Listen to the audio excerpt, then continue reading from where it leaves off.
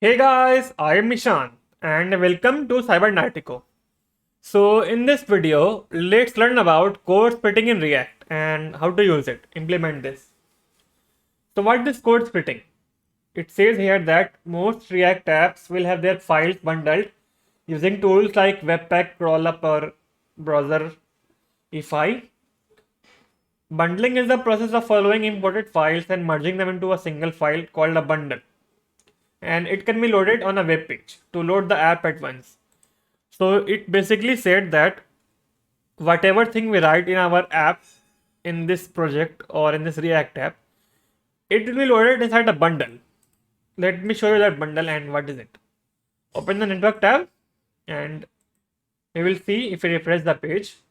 This bundle.js file, we cannot, this file, let me show you like this. Bundle.js, which contains everything. So everything will be bundled. Even if we are not using the imported things here, it will still bundle the app.js import and this. Or even if we use this, or even if we want to load it like this, it will bundle.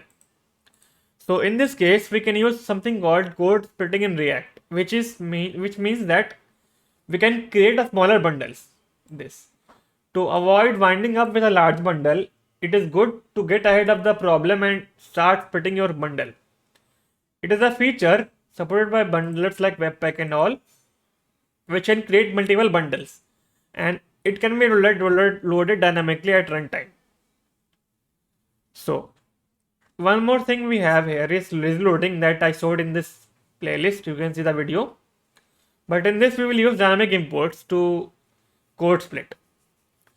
And we can do it like this. So it says here that this is the normal import. We are using it here. And this one is the, what is it? It was code splitted dynamic import. Instead of using import here, let me comment it. We have to use it here.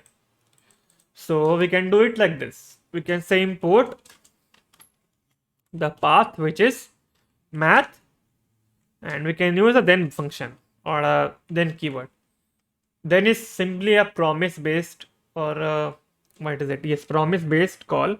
And if you want to learn about this, then you can see my previous videos on async await and promises in React. All the implementation will be there. So then we can say math. Wait a second. Then we can say math. And here we can say this thing.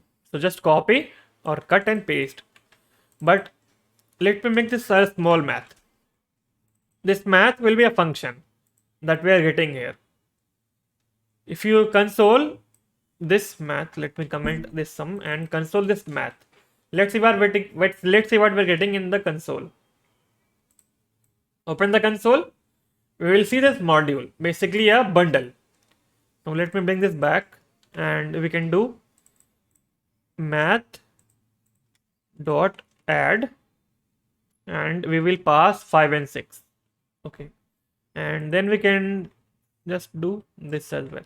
Replace add with this. Then we can console sum. Let's say we will get 11. So it's working. You can see. Open the network tab now and refresh the page. We will see a bundle called src mat.js chunk. So this thing in the user effect hook is a dynamic import. Let me write it here. Dynamic import, and it created import. It created a small chunk, a small bundle. So we can use the bundle to improve performance and decrease load time. Fine, fine. So let me give you one more example here. So if I refresh the page, this bundle is loading. See. So let's say in a case when we only need this bundle when we click a button. So we can create a button here first that says add. Let me quickly create a function. So const sum, or let's say const simply add. It doesn't matter. Add an arrow function. This will be And we will move all this import in here, including this. Let me remove use effect hook and this as well. Something is wrong. Use effect also. This fine. Now this function will only run when we click the button of add. So we can say on click this thing called add.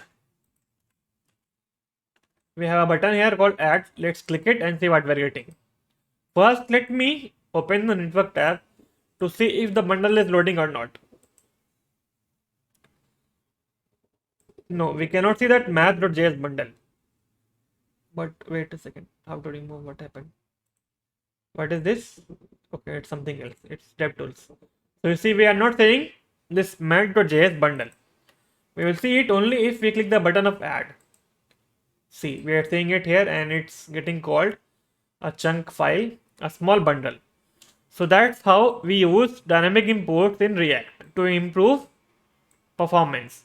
And it is one of the examples of code splitting in React. We can use react.lazy import, lazy loading, I mean. We can use fallbacks. Okay, not this. We can use this, so it's just part of the lazy loading. So that's how we do dynamic imports in React.